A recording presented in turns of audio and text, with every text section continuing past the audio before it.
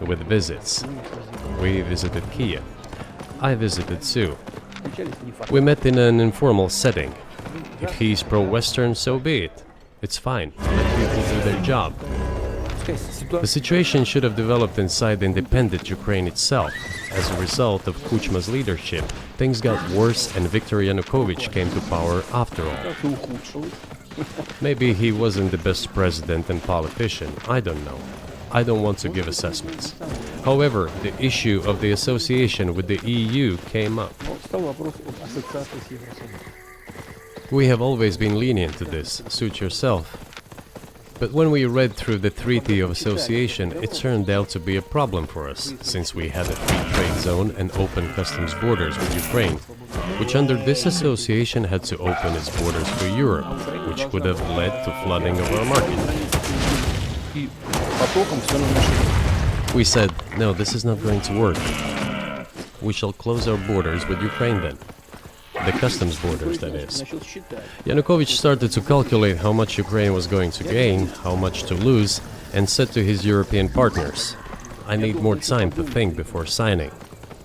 The moment he said that, the opposition began to take destructive steps which were supported by the West. It all came down to Maidan and a coup in Ukraine. So he did more trade with Russia than with the EU. Ukraine did. Of course. It's not even the matter of trade volume, although for the most part it is. It is the matter of cooperation ties, which the entire Ukrainian economy was based on. The cooperation ties between the enterprises were very close since the times of the Soviet Union. One enterprise there used to produce components to be assembled both in Russia and Ukraine and vice versa. They used to be very close ties. A coup d'etat was committed, although I shall not delve into details now, as I find doing it inappropriate, the US told us. Calm Yanukovych down, and we will calm the opposition. Let the situation unfold in the scenario of a political settlement. We said, all right, agreed, let's do it this way. As the Americans requested, Yanukovych did use neither the armed forces nor the police, yet the armed opposition committed a coup in Kiev. What is that supposed to mean? Who do you think you are? I wanted to ask the then US leadership. With the backing of whom? With the backing of CIA, of course. The organization you wanted to join back in the day, as I understand. We should thank God they didn't let you in. Although, it is a serious organization. I understand. My former vis-a-vis in the sense that I served in the first main directorate, Soviet Union's intelligence service. They have always been our opponents. A job is a job. Technically, they did everything right. They achieved their goal of changing the government. However, from political standpoint, it was a colossal mistake. Surely it was political leadership's miscalculation. They should have seen what it would evolve into. So, in 2008, the doors of NATO were opened for Ukraine. In 2014, there was a coup. They started persecuting those who did not accept the coup, and it was indeed a coup. They created a threat to Crimea, which we had to take under our protection. They launched a war in Donbass in 2014 with the use of aircraft and artillery against civilians. This is when it all started. There's a video of aircraft attacking Donetsk from above. They launched a large-scale military operation, then another one. When they failed, they started to prepare the next one. All this against the background of military development of this territory and opening of NATO's doors. How could we not express concern over what was happening? From our side, this would have been a culpable negligence. That's what it would have been. It's just that the US political leadership pushed us to the line we could not cross, because doing so would have ruined Russia itself. Besides, we could not leave our brothers in faith, in fact, a part of Russian people, in the face of this war machine. What was the but that was 8 years before the current conflict started. So what was the trigger for you? What was the moment where you decided you had to do this? Спровоцировал конфликт изначально. Initially, it was the coup in Ukraine that provoked the conflict. By the way, back then the representatives of 3 European countries, Germany, Poland and France, arrived. They were the guarantors of the signed agreement between the government of Yanukovych and the opposition. They signed it as guarantors. Despite that, the opposition committed a coup and all these countries pretended that they didn't remember that they were guarantors of the peaceful settlement. They just threw it in the stove right away, and nobody recalls that. I don't know if the US know anything about the agreement between the opposition and the authorities, and its 3 guarantors who, instead of bringing this whole situation back in the political field, supported the coup. Although it was meaningless, believe me.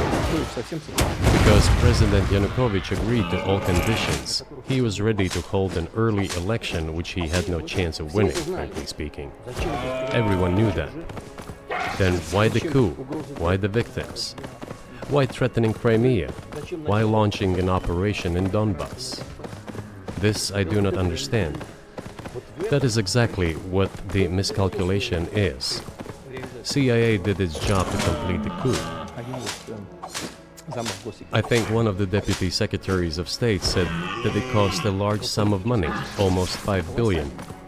But the political mistake was colossal. Why would they have to do that? All this could have been done legally, without victims, without military action, without losing Crimea. We would have never considered to even lift a finger if it hadn't been for the bloody developments on Maidan. Because we agreed with the fact that after the collapse of the Soviet Union, our borders should be along the borders of former Union's republics. We agreed to that. But we never agreed to NATO's expansion, and moreover, we never agreed that Ukraine would be in NATO. We did not agree to NATO bases there without any discussion with us. For decades, we kept asking, don't do this, don't do that. And what triggered the latest events? Firstly, the current Ukrainian leadership declared that they would not implement the Minsk agreements, which had been signed, as you know, after the events of 2014 in Minsk, where the plan of peaceful settlement in Donbass was set forth. But no, the current Ukrainian leadership, foreign minister, all other officials, and then president himself said that they don't like anything about the Minsk agreements. In other words, they were not going to implement it. A year or a year and a half ago, former leaders of Germany and France said openly to the whole world that they indeed signed the Minsk agreements, but they never intended to implement it. They simply led us by the nose. Was there anyone for you to talk to? Did you call a U.S. President, Secretary of State and say, if you keep militarizing Ukraine with NATO forces, this is going to be we're going to act? Мы постоянно об этом говорим. Мы постоянно об этом говорим. Мы обращались. We talked about this all the time. We addressed the United States and European countries' leadership to stop these developments immediately, to implement the Minsk agreements. Frankly speaking, I didn't know how we were going to do this, but I was ready to implement them. These agreements were complicated for Ukraine. They included lots of elements of those Donbass territories' independence. That's true. However, I was absolutely confident, and I'm saying this to you now. I honestly believe that if we managed to convince the residents of Donbass, and we had to work hard to convince them to return to the Ukrainian statehood, then gradually the wounds would start to heal. When this part of territory reintegrated itself into common social environment, when the pensions and social benefits were paid again, all the pieces would gradually fall into place. Всё постепенно. No, nobody wanted that. Everybody wanted to resolve the issue by military force only. С помощью But we could not let that happen. And the situation got to the point when the Ukrainian side announced, no, we will not do anything. They also started preparing for military action. войну начали, они It was they who started the war in 2014. Our goal is to stop this war. начинали её. And we did not start this war in 2022. This is an attempt to stop it. Do you think you've stopped it now? I mean, have you achieved your aim? No, we haven't achieved our aims yet, because one of them is denazification. This means the prohibition of all kinds of neo-Nazi movements. This is one of the problems that we discussed during the negotiation process, which ended in Istanbul early this year. Который завершился в Стамбуле в прошлом году в начале. Но And it was not our initiative, because we were told by the Europeans, in particular, that it was necessary to create conditions for the final signing of the documents. My counterparts in France and Germany said, в Германии говорили, ну как вы себе представляете, как они будут? how can you imagine them signing a treaty with a gun to their heads? The troops should be pulled back from Kiev. I said, all right. We withdrew the troops from Kiev. As soon as we pulled back our troops from Kiev, our Ukrainian negotiators immediately threw all our agreements reached in Istanbul into the bin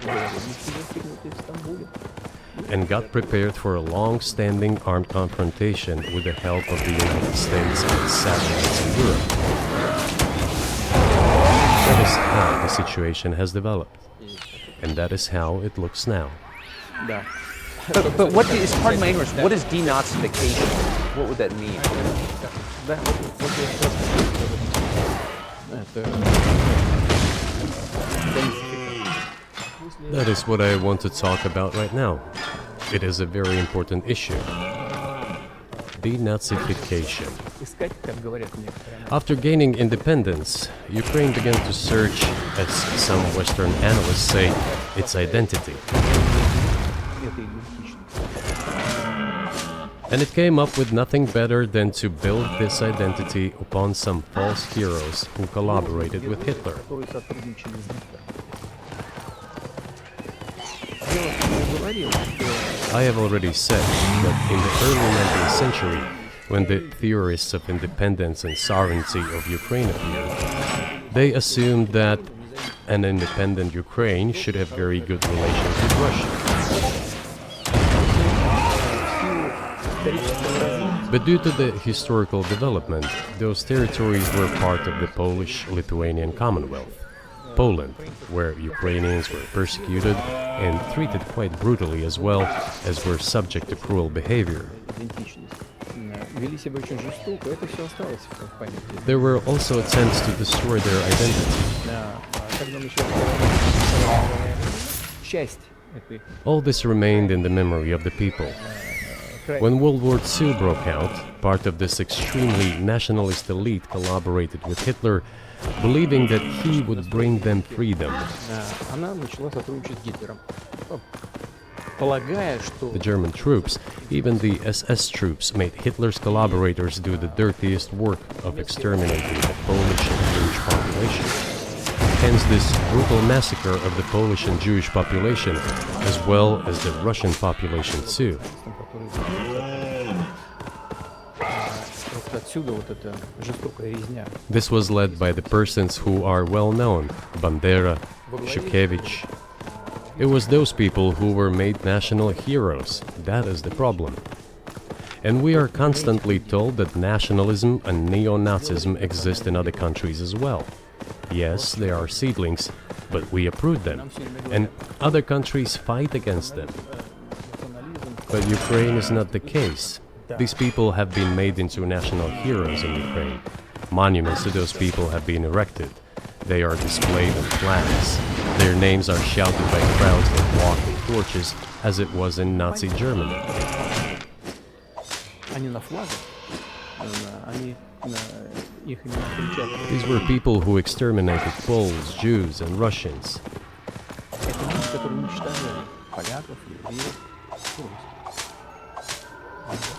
It is necessary to stop this practice and prevent the dissemination of this concept. I say that Ukrainians are part of the one Russian people. They say, no, we are a separate people. Okay, fine. If they consider themselves a separate people, they have the right to do so, but not on the basis of Nazism, the Nazi ideology. Would you be satisfied with the territory that you have now? Нет, сейчас закончим. Вы же задали вопрос по неонацизму и денацификации. I will finish answering the question. You just asked a question about neo-Nazism and denazification. Look, the president of Ukraine visited Canada. This story is well known, but being silenced in the Western countries. The Canadian Parliament introduced a man who, as the Speaker of the Parliament said, fought against the Russians during the World War II. Well, who fought against the Russians during the World War II? Hitler and his accomplices. It turned out that this man served in the SS troops. He personally killed Russians, Poles, and Jews. The SS troops consisted of Ukrainian nationalists who did this dirty work. The president of Ukraine stood up with the entire Parliament of Canada and applauded this man. How can this be imagined? The president of Ukraine himself, by the way, is a Jew by nationality. Really, my question is, what do you do about it? I mean, Hitler's been dead for 80 years. Nazi Germany no longer exists. And so, true. And so, I think what you're saying is you want to extinguish or at least control Ukrainian nationalism. But how? How do you do that? Послушайте меня. Ваш вопрос очень тонкий. Listen to me. Your question is very subtle, and I can tell you what I think. Do not say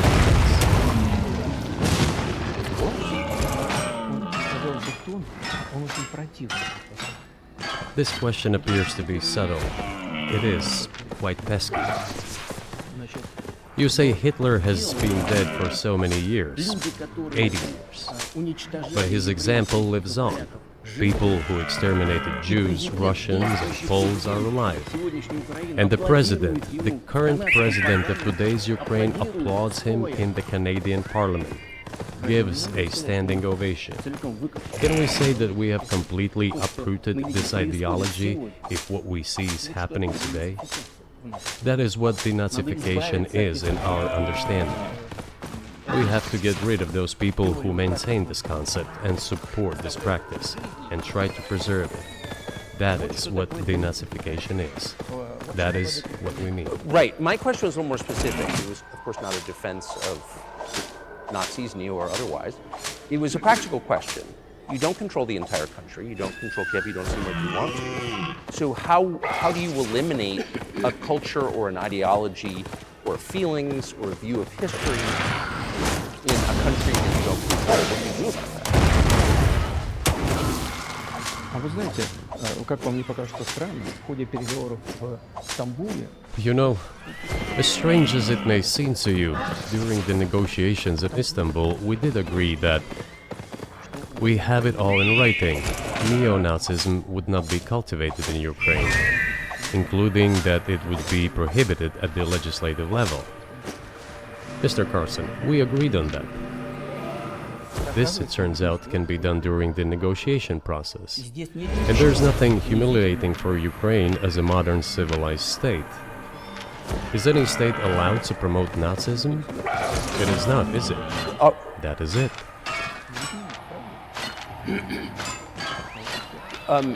Will there be talks, and why haven't there been talks about resolving the conflict?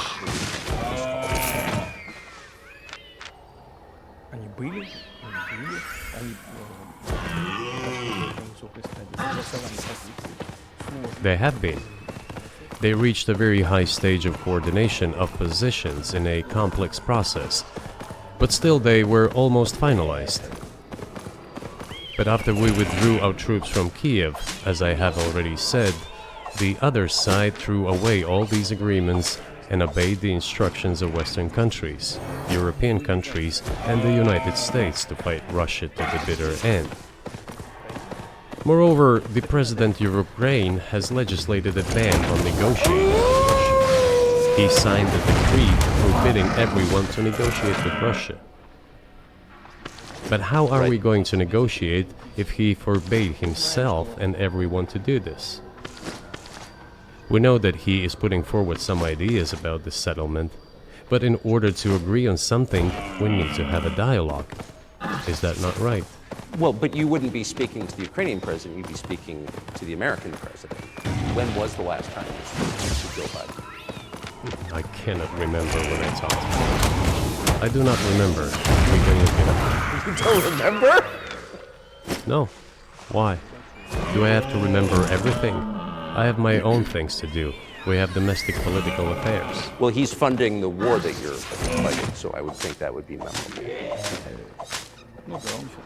Well, yes, he funds, but I talked to him before the special military operation, of course. And I said to him then, by the way, I will not go into details, I never do, but I said to him then, I believe that you are making a huge mistake of historic proportions by supporting everything that is happening there, in Ukraine, by pushing Russia away.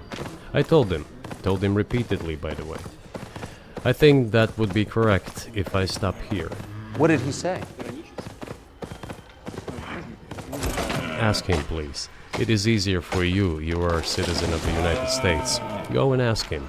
It is not appropriate for me to comment on our conversation. But you haven't spoken to him since before February of 2022.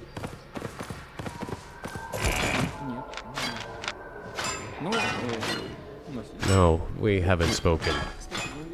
Certain contacts are being maintained, though. Speaking of which, do you remember what I told you about my proposal to work together on a missile defense system? Yes. You can ask all of them. All of them are safe and sound, thank God. The former president, Condoleezza, is safe and sound, and I think Mr. Gates and the current director of the intelligence agency, Mr. Burns, the then ambassador to Russia, in my opinion, are very successful ambassadors. They were all witnesses to these conversations. Ask them. Same here. If you are interested in what Mr. President Biden responded to me, ask him. At any rate, I talked to him about it. I'm definitely interested, but from the outside, it seems like this could devolve or evolve into something that brings the entire world into conflict and could initiate a nuclear launch. And so why don't you just call Biden and say, let's work this out?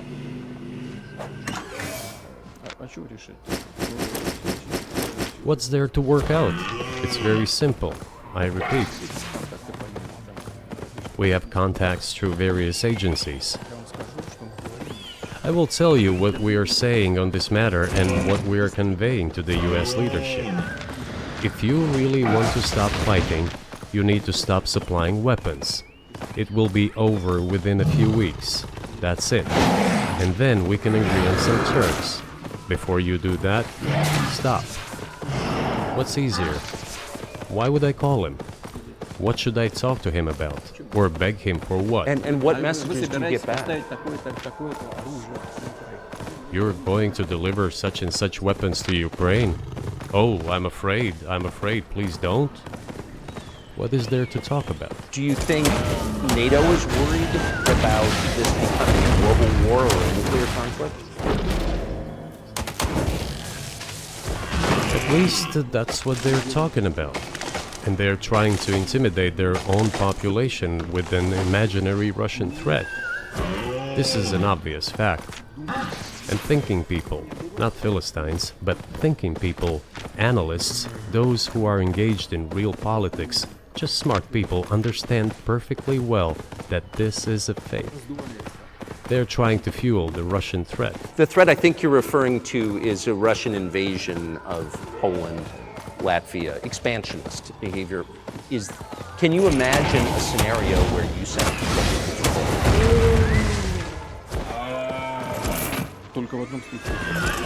only in one case, if Poland attacks Russia. Why? Because we have no interest in Poland, Latvia, or anywhere else. Why would we do that? We simply don't have any interest. It's just threat-mongering.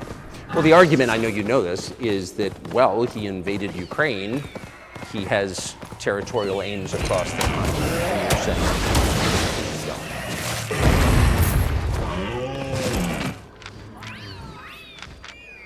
Абсолютно, абсолютно ключевое. It is absolutely out of the question. You just don't have to be any kind of analyst. It goes against common sense to get involved in some kind of a global war. Глобальная война поставит на грань. And a global war will bring all humanity to the brink of destruction. It's obvious. Есть, конечно, средства. There are certainly means of deterrence. They have been scaring everyone, with us all along. Tomorrow Russia will use tactical nuclear weapons. Tomorrow Russia will use that. No, the day after tomorrow. So what? In order to extort additional money from US taxpayers and European taxpayers in the confrontation with Russia in the Ukrainian theater of war. The goal is to weaken Russia as much as possible. one of our senior United States senators from the state of New York said yesterday, I believe, that we have to continue to fund the Ukrainian effort, or U.S. soldiers, citizens could wind up fighting there. How do you assess that?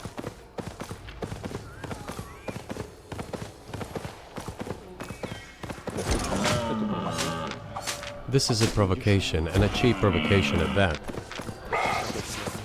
I do not understand why American soldiers should fight in Ukraine. There are mercenaries from the United States there. The bigger number of mercenaries comes from Poland, with mercenaries from the United States in second place, and mercenaries from Georgia in third place.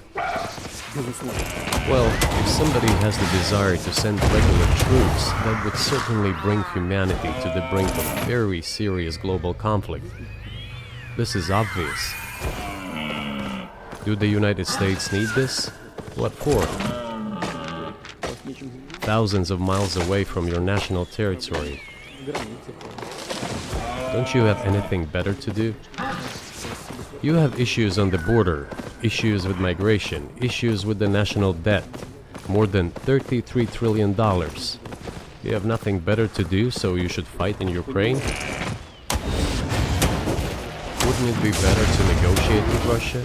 Make an agreement, already understanding the situation that is developing today, realizing that Russia will fight for its interests to the end? And realizing this, actually return to common sense, start respecting our country and its interests, and look for certain solutions. It seems to me that this is much smarter and more rational. Who blew up Nord Stream? You for sure. I was busy that day. Nate, do you have I did not blow up Nord Stream. Thank you, though. У вас личный, может быть, есть алиби, у вас личный. You personally may have an alibi, but the CIA has no such alibi. Do you have evidence that NATO or the CIA did it?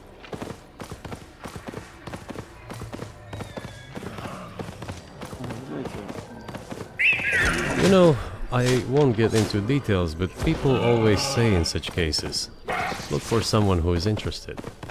But in this case, we should not only look for someone who is interested, but also for someone who has capabilities.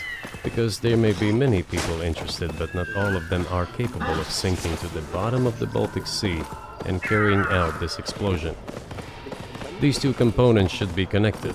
Who is interested and who is capable of doing it. But I'm confused. I mean, that's the biggest act of industrial terrorism ever, and it's the largest emission of CO2 in history. Okay, so if you had evidence, and presumably given your security services, your intel services, you would, that NATO, the US, CIA, the West, did this, why wouldn't you present it and win a propaganda victory?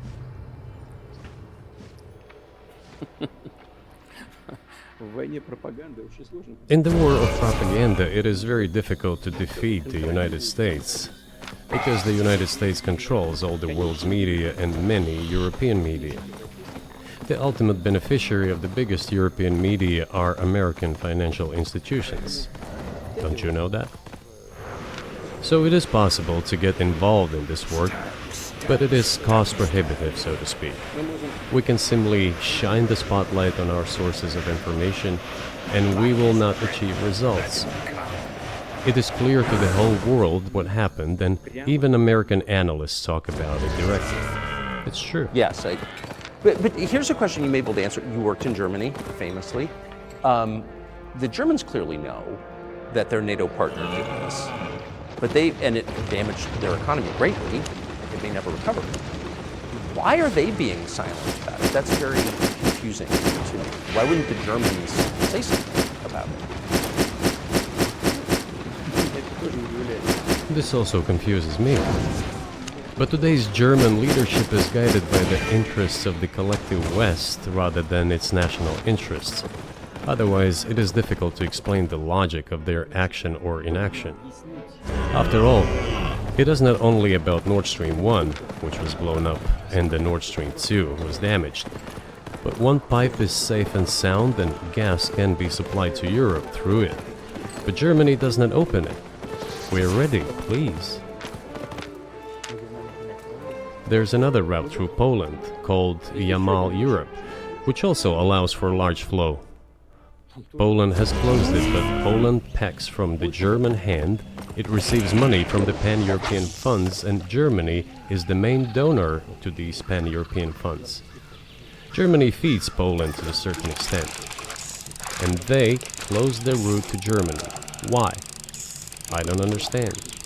Ukraine, to which the Germans supply weapons and give money. Germany is the second sponsor of the United States in terms of financial aid to Ukraine. There are two gas routes through Ukraine. They simply closed one route, the Ukrainians. Open the second route and please get gas from Russia. They do not open it. Why don't the Germans? Look guys, we give you money and weapons. Open up the valve, please. Let the gas from Russia pass through for us. We're buying liquefied gas at exorbitant prices in Europe, which brings the level of our competitiveness and economy in general down to zero. Do you want us to give you money? Let us have a decent existence. Make money for our economy, because this is where the money we give you comes from. They refuse to do so. Why? Ask them. That is what is like in their heads. Those are highly incompetent people. Well, maybe the world is breaking into two hemispheres, one with cheap energy, the other without. And I want to ask you that. If we're now a multipolar world, obviously we are, can you describe the blocks of alliances? Who is in each side, do you think? Listen, you have said that the world is breaking into two hemispheres. The human brain is divided into two hemispheres. One is responsible for one type of activities, the other one is more about creativity and so on. But it is still one and the same head. The world should be a single whole. Security should be shared rather than meant for the golden billion. That is the only scenario where the world could be stable, sustainable, and predictable. Until then, while the head is split in two parts, it is an illness, a serious adverse condition. It is a period of severe disease that the world is going through now. But I think that, thanks to honest journalism, this work is akin to work of the doctors. This could somehow be remedied. Well, let's just give one example. The U.S. dollar has kind of united the world in a lot of ways, maybe not to your advantage, but is that going away as the reserve currency, the universally accepted currency? How have sanctions changed the dollar's place in the world?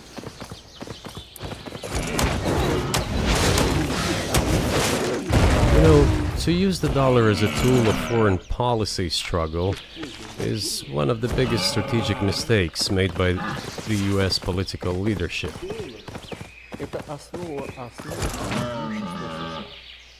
The dollar is the cornerstone of the United States power. I think everyone understands very well that no matter how many dollars are printed, they are quickly dispersed all over the world.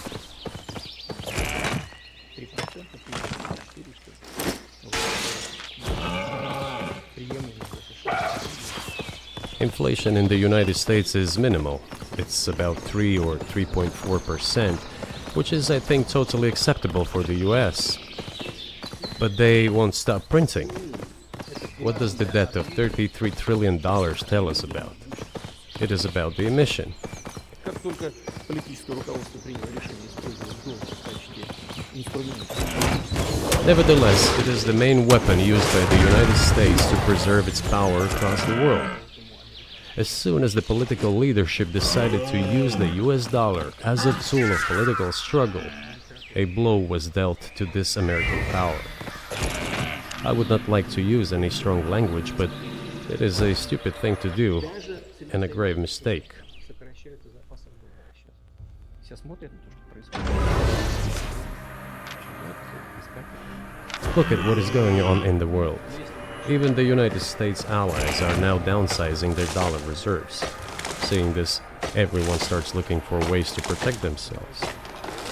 But the fact that the United States applies restrictive measures to certain countries, such as placing restrictions on transactions, freezing assets, etc., causes great concern and sends a signal to the whole world. What did we have here? Until 2022, about 80% of Russian foreign trade transactions were made in US dollars and euros.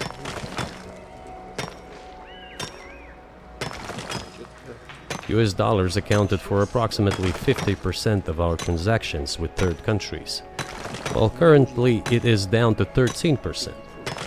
It wasn't us who banned the use of the US dollar. Приняли решение ограничить наши расчеты. We had no such intention. It was decision of the United States to restrict our transactions in US dollars. I think it is complete foolishness from the point of view of the interests of the United States itself and its taxpayers, as it damages the US economy, undermines the power of the United States across the world. By the way, our transactions in yuan accounted for about 3%. Сейчас 34%. Today, 34% of our transactions are made in rubles, and about as much, a little over 34% in yuan. Чем Соединенные Штаты? Why did the United States do this? My only guess is self-conceit. They probably thought it would lead to full collapse, but nothing collapsed. Moreover, other countries, including oil producers, are thinking of and already accepting payments for oil in yuan. Do you even realize what is going on or not? Does anyone in the United States realize this? What are you doing? You are cutting yourself off. All experts say this. Ask any intelligent and thinking person in the United States what the dollar means for the US. But You're killing it with your own hands. I think that's I think that's a fair assessment. The question is what comes next, and maybe you trade one colonial power for another, much less sentimental and forgiving colonial power. I mean, is the BRICS, for example, in danger of being completely dominated by the Chinese economy in a way that's not good for their sovereignty? Do you worry about that? Well, we have heard those boogeyman stories before. It is a boogeyman story. We're neighbors with China. You cannot choose neighbors just as you cannot choose close relatives. We share a border of 1,000 kilometers with them. This is number one. Second, we have a centuries-long history of coexistence. We're used to it. Third, China's foreign policy philosophy is not aggressive. Its idea is to always look for compromise, and we can see that. The next point is as follows. We are always told the same boogeyman story, and here it goes again. Through an euphemistic form, but it is still the same boogeyman story. The cooperation with China keeps increasing. The pace at which China's cooperation with Europe is growing is higher and greater than that of the growth of Chinese-Russian cooperation. Ask Europeans, aren't they afraid? They might be, I don't know. But they are still trying to access China's market at all costs, especially now that they are facing economic problems. Chinese businesses are also exploring the European market. Do Chinese businesses have small presence in the United States? Yes, the political decisions are such that they are trying to limit their cooperation with China. It is to your own detriment, Mr. Tucker, that you are limiting cooperation with China. You are hurting yourself. It is a delicate matter, and there are no silver bullet solutions, just as it is with the dollar. So, before introducing any illegitimate sanctions, illegitimate in terms of the Charter of the United Nations, one should think very carefully. For decision makers, this appears to be a problem.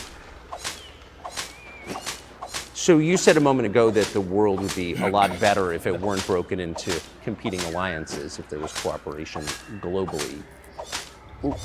One of the reasons you don't have that is because the current American administration is dead set against you. Do you think if there were a new administration after Joe Biden that you would be able to reestablish communication with the U.S. government? Or does it not matter who the president is?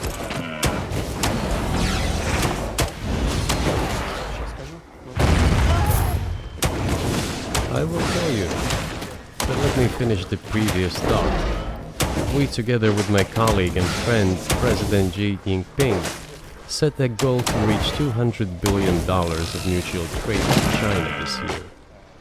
We have exceeded this level.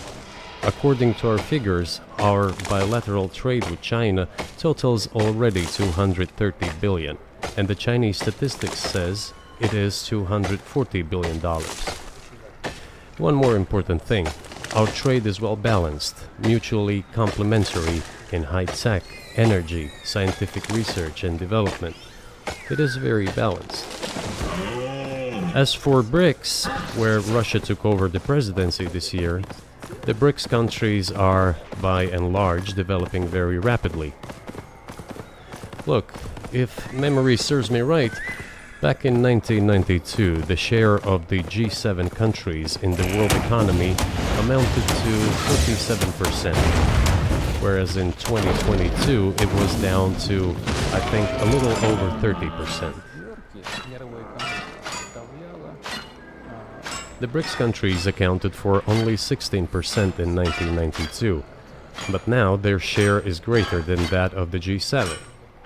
It has nothing to do with the events in Ukraine. This is due to the trends of global development and world economy, as I mentioned just now. And this is inevitable. This will keep happening. It is like the rise of the sun. You cannot prevent the sun from rising. You have to adapt to it. How do the United States adapt? With the help of force, sanctions, pressure, bombings, and use of armed forces. This is about self-conceit. Your political establishment does not understand that the world is changing under objective circumstances. And in order to preserve your level, even if someone aspires, to the level of dominance, you have to make the right decisions in a competent and timely manner. Such brutal actions, including with regard to Russia and, say, other countries, are counterproductive. This is an obvious fact. It has already become evident. You just asked me if another leader comes and changes something. It is not about the leader. It is not about the personality of a particular person. I had a very good relationship with, say, Bush. I know that in the United States, he was portrayed as some kind of a country boy who does not understand much. I assure you that this is not the case. I think he made a lot of mistakes with regard to Russia, too. I told you about 2008 and the decision in Bucharest to open the NATO's doors for Ukraine and so on. That happened during his presidency.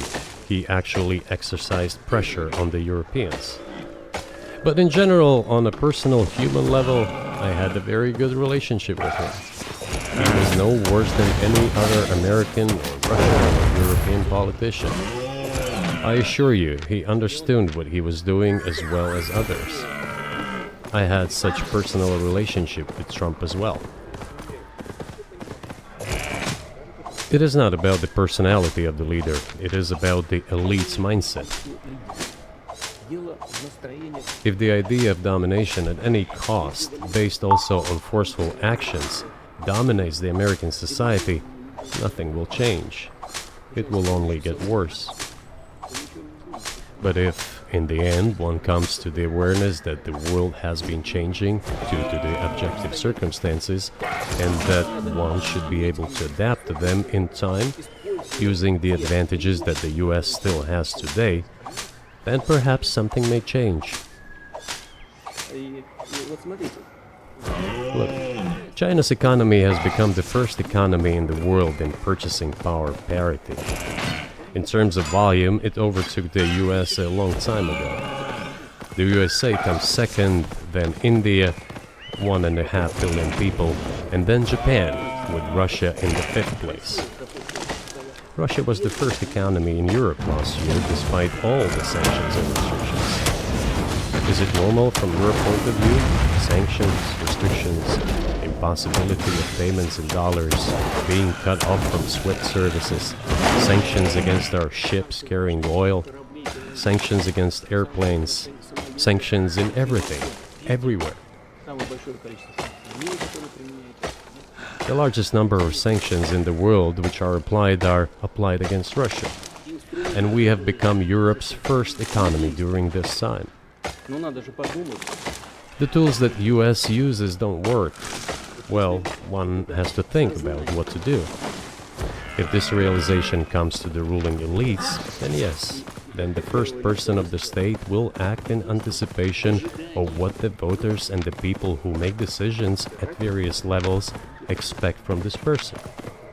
Then maybe something will change. But you're describing two different systems. You say that the leader acts in the interest of the voters, but you also say these decisions are not made by the leader, they're made by the ruling classes. You've run this country for so long, you've known all these American presidents. What are those power centers in the United States, do you think? Like, who actually makes the decisions?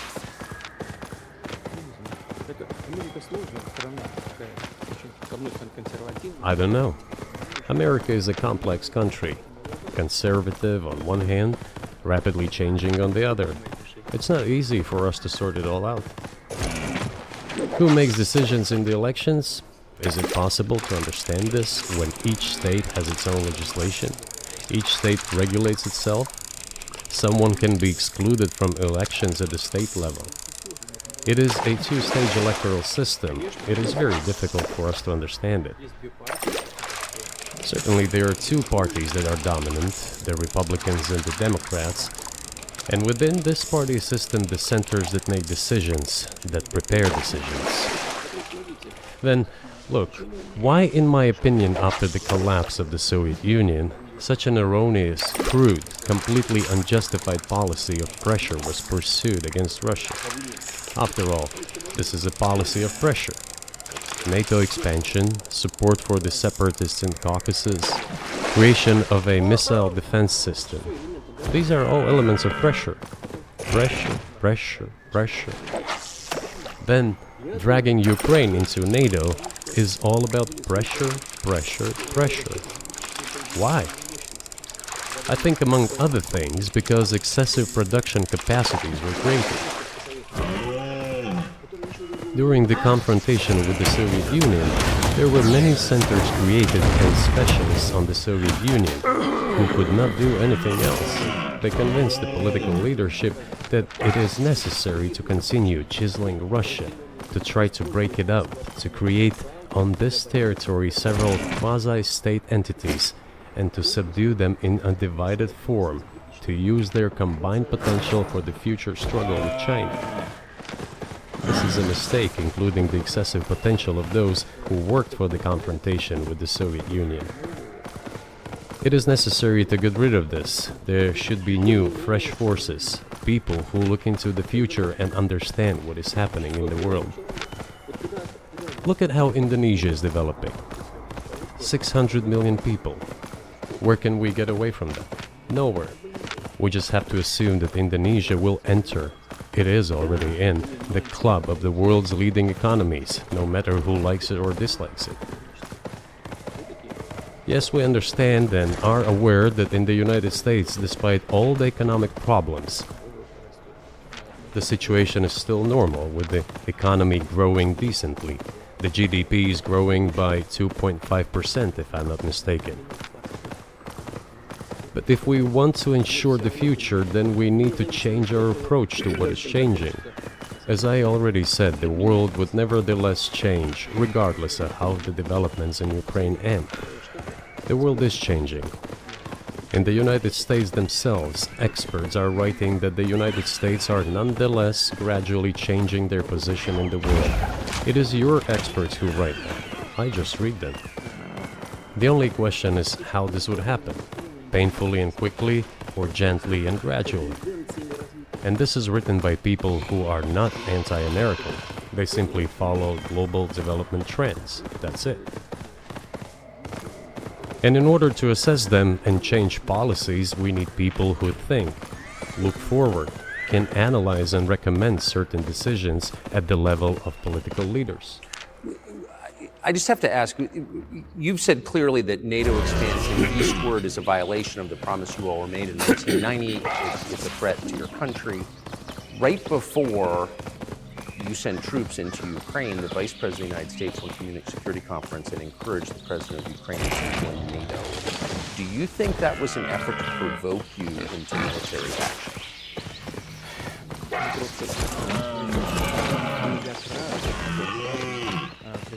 I repeat once again, we have repeatedly proposed to seek a solution to the problems that arose in Ukraine after 2014 with the talk through peaceful means.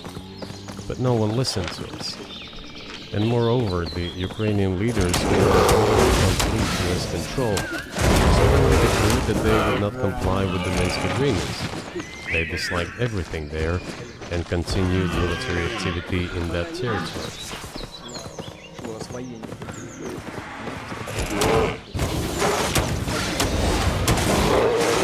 And in parallel, that territory was being exploited by NATO military structures under the guise of various personnel training and retraining centers.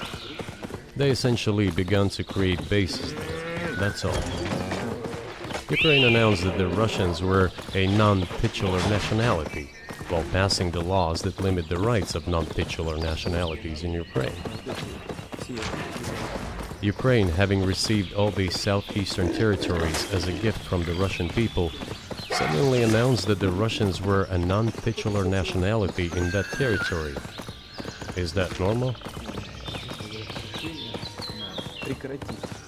All this put together led to the decision to end the war that neo-Nazis started in Ukraine in 2014. Do you think Zelensky has agreed to a settlement to this conflict?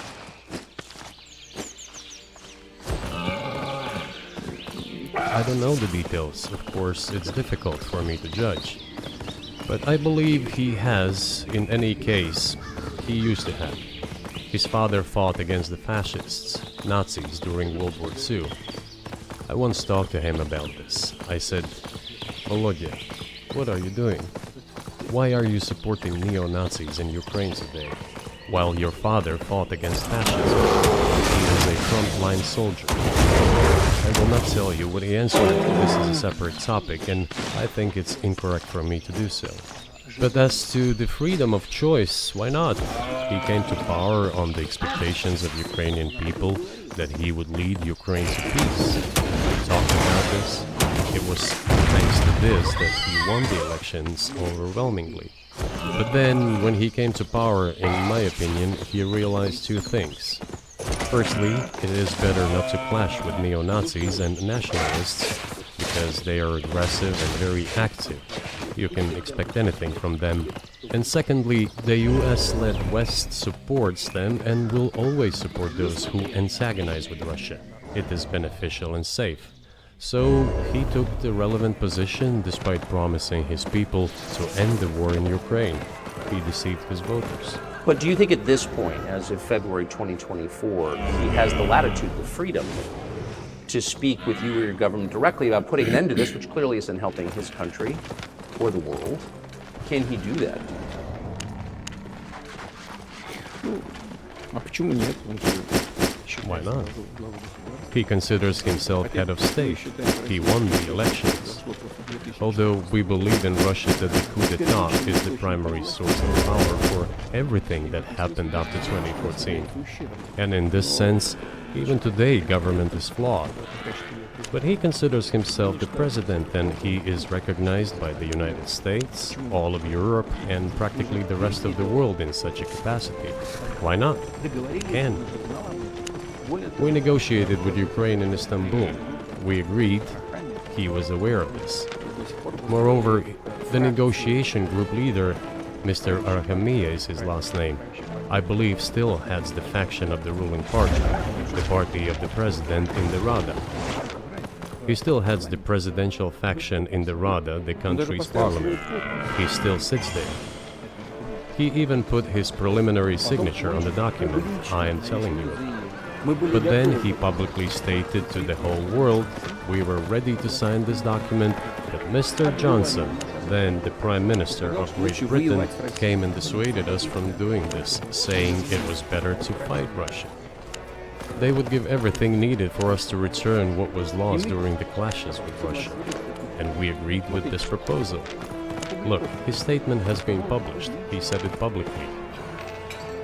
Can they return to this or not? The question is, do they want it or not? Еще господин президент Further on, President of Ukraine issued a decree prohibiting negotiations with us. Ну пусть он отменит. Let him cancel that Мы же не decree, отказывались.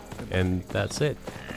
We have never refused negotiations, indeed. Мы не отказывались. We hear all the time, is Russia ready? Не отказались. Yes, we have not refused. It was them who publicly refused. Well, let him cancel his decree and enter into negotiations. We have never refused. And the fact that they obeyed the demand or persuasion of Mr. Johnson, the former Prime Minister of Great Britain, seems ridiculous and very sad to me.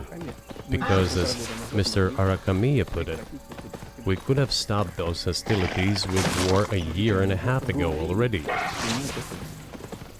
But the British persuaded us and we refused this. Where is Mr. Johnson now? And the war continues. That's a good question. Where do you think he is, and why did he do that? Да хрен его знает. Почему я не понимаю. Общее Hell условие. no. Почему-то I don't understand it myself. что Россию можно победить. There was a general starting point. For some reason, everyone had the illusion that Russia could be defeated on the battlefield. От чистого сердца, но Because of arrogance, because of a pure heart, but not because of a great mind. You've described the connection between Russia and Ukraine. You've described Russia itself a couple of times as Orthodox. You're Orthodox. What does that mean for you? You're a Christian leader by your own description. So what effect does that have on you?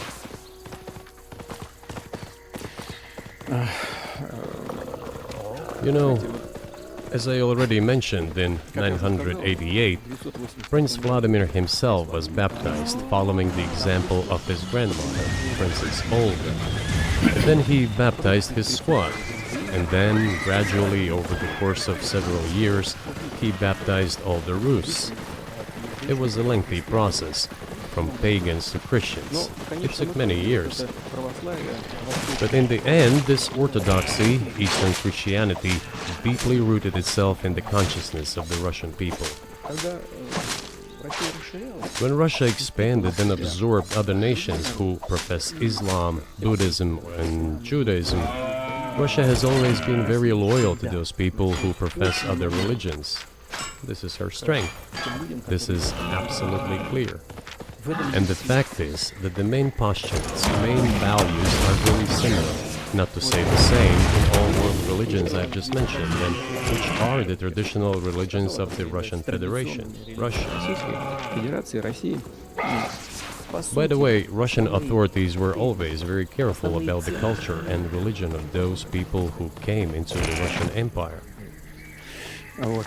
Это все. This, in my opinion, forms the basis of both security and stability of the Russian statehood. All the peoples inhabiting Russia basically consider it their motherhood. If, say, people move over to you or to Europe from Latin America, an even clearer and more understandable example, people come, but yet they have come to you or to European countries from their historical homeland. And people who profess different religions in Russia consider Russia their motherland. They have no other motherland. Исторической родины к вам, либо европейской. We are together. This is one big family. And our traditional values are very similar. I've just mentioned one big family, but everyone has her own family. And this is the basis of our society. And if we say that the motherland and the family are specifically connected with each other, Если мы говорим, что родина и семья it is indeed the case, since it is impossible to ensure a normal future for our children and our families unless we ensure a normal, sustainable future for the entire country, for the motherland. That is why patriotic sentiment is so strong in Russia. no. But can I say that Патриотизм. the one way in which the religions are different is that Christianity is specifically a nonviolent religion. Jesus says, turn the other cheek, don't kill. How can a leader who has to kill of anything? How can a leader be a Christian? How do you reconcile that to yourself?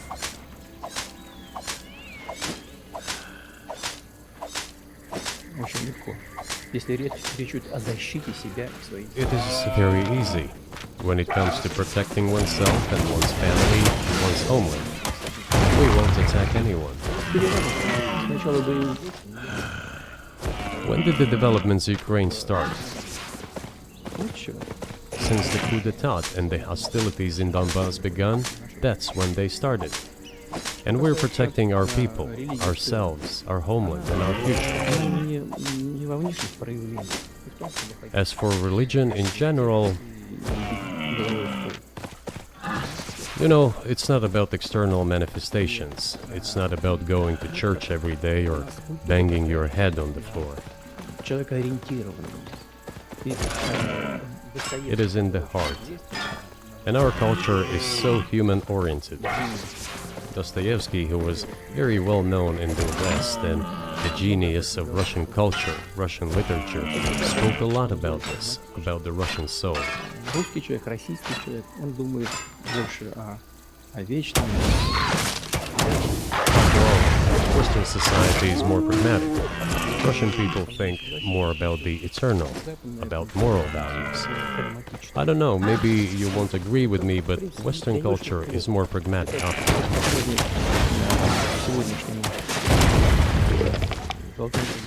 I'm not saying this is bad. It makes it possible for today's golden billion to achieve good success in production, even in science and so on. There's nothing wrong with that. I'm just saying that we kind of look the same, that our minds So are do you built a see little the different. supernatural at work as you look out across what's happening in the world now? Do you see God at work? Do you ever think to yourself, these are forces that are not human? Да нет, я честно No, I don't think so. развивается свои мысли. My opinion is that the development of the world community is in accordance with the inherent laws, and those laws are what they are. Было всегда. It's always been this way in the history of mankind. Some nations and countries rose, became stronger and more numerous, and then left the international stage, losing the status they had accustomed to. Не нужно приводить примеры.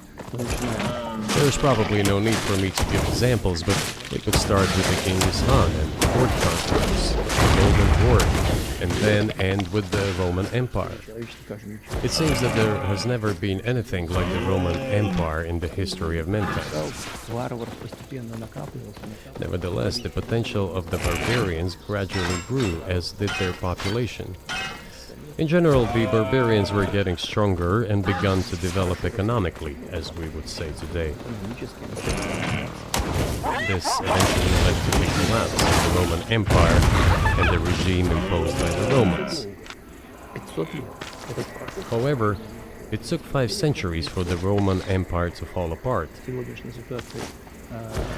difference with what is happening now is that all the processes of change are happening at a much faster pace than in Roman times. So when does the AI empire start, do you think?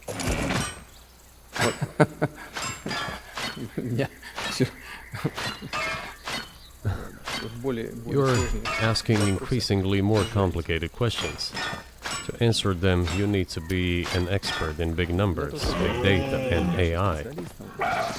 Mankind is currently facing many threats. Due to the genetic researches, it is now possible to create a superhuman, a specialized human being, a genetically engineered athlete, scientist, military man. There are reports that Elon Musk had already had a chip implanted in the human brain in the USA. What do you think of that? Well, I think there's no stopping Elon Musk. He will do as he sees fit. Nevertheless, you need to find some common ground with him, search for ways to persuade him. I think he's a smart person, I truly believe he is. So you'll need to reach an agreement with him because this process needs to be formalized and subjected to certain rules. Того, что будет происходить с ним в связи с развитием вот этих новейших исследований и технологий. Humanity has to consider what is going to happen due to the newest development in genetics. One can make an approximate prediction of what will happen. Угрозу своему существованию от ядерного оружия все начали обладатели ядерного. Once mankind felt an existential threat coming from nuclear weapons, all nuclear nations began to come to terms with one another since they realized the negligent use of nuclear weaponry could drive humanity to extinction. Искусственного интеллекта, либо генетики, либо еще каких-то современных направлений, остановить которые It невозможно. is impossible to stop research in genetics or AI today, just as it was impossible to stop the use of gunpowder back in the day.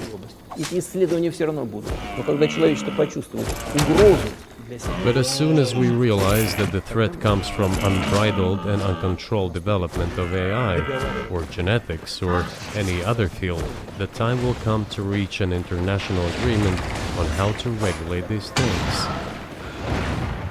I appreciate all the time you've given us. I just got to ask you one last question, and that's about someone who's very famous in the United States, probably not here, Evan Gershkovich, who's the Wall Street Journal reporter. He's 32, and he's been in prison for almost a year. This is a huge story in the United States, and I just want to ask you directly, without getting into the details of it or your version of what happened, if as a sign of your decency, you would be willing to release him to us and we'll bring him back to the United States.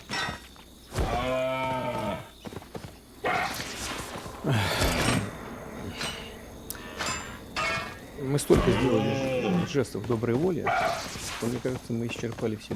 We have done so many gestures of goodwill out of decency that I think we have run out of them. Но We have never seen anyone reciprocate to us in a similar manner. что мы However, in theory, we can say that we do not rule out that we can do that исключаем того, что мы можем это if our partners take reciprocal steps. встречные движения со стороны наших. When I talk about the partners, I first of all refer to special services. Представители специальных служб. Special services are in contact with one another. They are talking about the matter in question. На то, чтобы не решить это. There is no taboo to settle this issue. Готовы решать. We are willing to solve it. Есть определенные условия. But there are certain terms being discussed by special services channels. На мертвом канале может спецслужбы. I believe an agreement can be reached. So typically, I mean, this stuff has happened for obviously centuries. One country catches another spy within its borders, it trades it for one of its own intel guys in another country. I think what makes, and it's not my business, but what makes this different, this guy's obviously not a spy, he's a kid. And maybe he was breaking their law in some way, but he's not a super spy, and everybody knows that, and he's being held hostage in exchange, which is true. With respect, it's true, and everyone knows it's true. So maybe he's in a different category. Maybe it's not fair to ask for somebody else in exchange for letting that. Maybe it degrades Russia to do that. Вы знаете, можно как угодно говорить, что такое шпион, что You know, you can give different interpretations to what constitutes a spy, but there are certain things provided by law. If a person gets secret information and does that in a conspiratorial manner, then this is qualified as espionage. And that is exactly what he was doing. He was receiving classified, confidential information, and he did it covertly. Maybe he did that out of carelessness or his own initiative. Considering the sheer fact that this is qualified as espionage, the fact has been proven as he was caught red-handed when he was receiving this information. If it had been some far-fetched excuse, some fabrication, something not proven, it would have been a different story then. But he was caught red-handed when he was secretly getting confidential information. What is it then? But are you suggesting that he was working for the US government or NATO, or he was just a reporter who was given material he wasn't supposed to have? Those seem like very different things. Я не знаю, на кого он работал. Но повторяю еще. I don't know who he was working for. But I would like to reiterate that getting classified information in secret is called espionage, and he was working for the US Special Services, some other agencies. I don't think he was working for Monaco, as Monaco is hardly interested in getting that information. It is up to Special Services to come to an agreement. Some groundwork has been laid. There are people who, in our view, are not connected with Special Services. Let me tell you a story about a person serving a sentence in an allied country of the US. That person, due to patriotic sentiments, eliminated a bandit in one of the European capitals. During the events in the Caucasus, do you know what he was doing? I don't want to say that, but I will do it anyway. He was laying our soldiers, taken prisoner, on the road and then drove his car over their heads. What kind of person is that? Can he even be called human?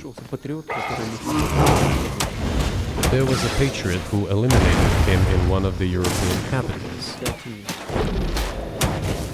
Whether he did it of his own volition or not, that is a different question. At worst, that, I mean, that's a completely different. I mean, He committed something different. He's not just a journalist. I reiterate, he's a journalist who is secretly getting confidential information. Yes, it is different, but still, I'm talking about other people who are essentially controlled by the US authorities, wherever they are serving a sentence. There is an ongoing dialogue between the special services. This has to be resolved in a calm, responsible, and professional manner. They are keeping in touch, so let them do their work. I do not rule out that the person you refer to, Mr. Gershkovits, may return to his motherland. By the end of the day, it does not make any sense to keep him in prison in Russia. We want the US Special Services to think about how they can contribute to achieving the goals our special services are pursuing. We are ready to talk. Moreover, the talks are underway. And there have been many successful examples of these talks crowned with success. Probably this is going to be crowned with success as well. But we have to come to an agreement. I hope you let him out. Mr. President, thank you. Мне тоже хотелось. I also want him to return to his homeland at last. I'm absolutely sincere. But let me say once again, the dialogue continues. The more public we render things of this nature, the more difficult it becomes to resolve them. Everything has to be done in calm manner. I wonder if that's true with the war, though. Also, I mean, I guess I want to ask one more question, which is, and maybe you don't want to say so for strategic reasons, but are you worried that what's happening in Ukraine could lead to something much larger and much more horrible? And how motivated are you just to call the U.S. government and say, let's come to terms?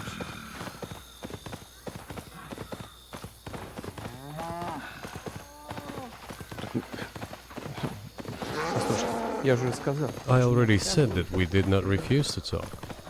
We're willing to negotiate. It is the Western side, and Ukraine is obviously a satellite state of the US. It is evident. I do not want you to take it as if I'm looking for a strong word or an insult. But we both understand what is happening.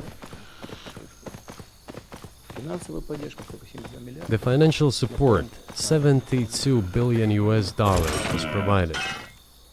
Germany ranks second, then other European countries come. Огромный поток идет. Dozens of billions of US dollars are going course, to yeah. Ukraine.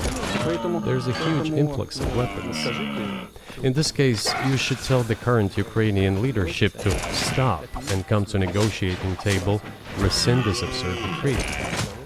We did not refuse. Sure, but you already said it. I didn't think you meant it as an insult because you already said correctly, it's been reported that Ukraine was prevented from negotiating a peace settlement by the former British Prime Minister acting on behalf of the Biden administration. So of course they're a satellite. Big countries control small countries, and that's not new. And that's why I asked about dealing directly with the Biden administration, which is making these decisions, not President Zelensky of Ukraine. если администрация Зеленского в Украине отказалась от переговоров, я сажусь Well, за то, что if the Zelensky administration in Ukraine refused to negotiate, теперь I assume they did it under the instruction from Washington. If Washington believes it to be the wrong decision, let it abandon it. Let it find a delicate excuse so that no one is upset. Let it come up with a way out. никто не отнимет право. It was not us who made this decision, it was them. So let them go back on Приняли it. неправильное решение. That is Теперь мы it. должны искать новое решение. However, they made the wrong decision, and now we have to look for a way out of the situation to correct their mistakes. They did it, so let them correct it themselves. We support this. So I just want to make sure I'm not misunderstanding what you're saying. I don't think that I am. I think you're saying you want a negotiated settlement to what's happening in Ukraine.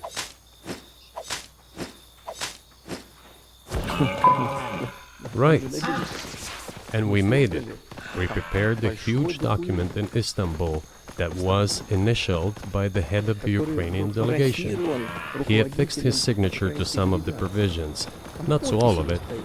He put his signature and then he himself said, "We were ready to sign it and the war would have been over long ago, 15 months ago." However, Prime Minister Johnson came, talked us out of it, and we missed that chance. Well, you missed it, you made a mistake. Let them get back to that, that is all. Why do we have to bother ourselves and correct somebody else's mistakes? I know one can say it is our mistake. It was us who intensified the situation and decided to put an end to the war that started in 2014 in Donbass. As I have already said, by means of weapons. Let me go back to further in history. I already told you this. We were just discussing it. Let us go back to 1991, when we were promised that NATO would not expand. To 2008, when the doors to NATO opened to the declaration of state sovereignty of Ukraine, declaring Ukraine a neutral state. Let us go back to the fact that NATO and US military bases started to appear on the territory of Ukraine, creating threats to us. Let us go back to coup d'etat in Ukraine in 2014. It is pointless though, isn't it? We may go back and forth endlessly, but they stopped negotiations. Is it a mistake? Исправь. Yes. Correct it. We are ready.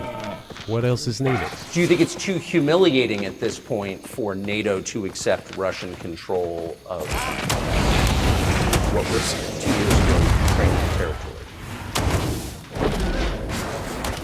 Я же сказал. I said let them think how to do it with dignity. There are options if there is a will. Варианты есть. Up until now, there has been the uproar and screaming about inflicting a strategic defeat on Russia on the battlefield. Now they are apparently coming to realize that it is difficult to achieve, if possible at all. In my opinion, it is impossible by definition. It is never going to happen. It seems to me that now, those who are in power in the West have come to realize this as well. If so, if the realization has set in, they have to think what to do next. We are ready for this dialogue. Would you be willing to say, congratulations, NATO, you won, and just keep the situation where it is now?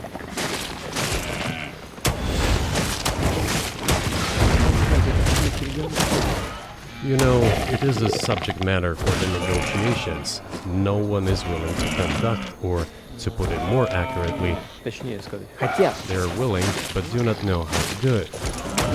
I know they want it. It is not just I see it, but I know they do want it. But they are struggling to understand how to do it. They have driven the situation to the point where we are at.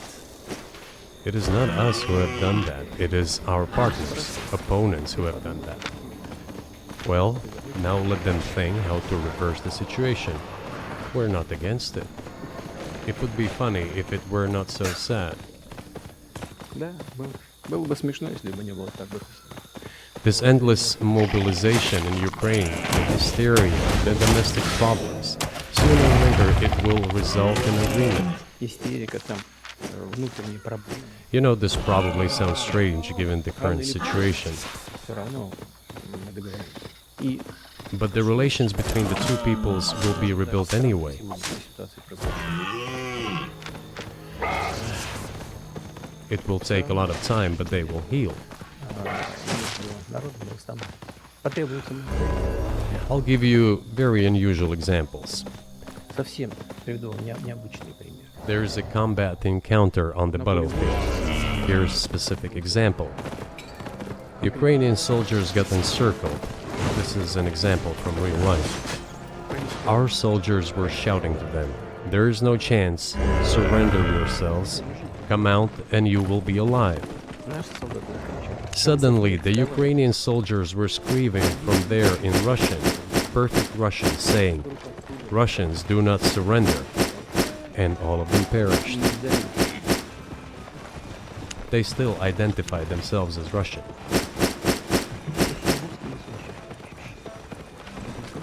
What is happening is, to a certain extent, an element of a civil war. Everyone in the West thinks that the Russian people have been split by hostilities forever. Растащили. No, they will be reunited. The unity is still there. Воссоединение произошло. Why are the Ukrainian authorities dismantling the Ukrainian Orthodox Church? Рухнул православный мир. Because it brings together not only the territory, it brings together our souls. No one will be able to separate the soul.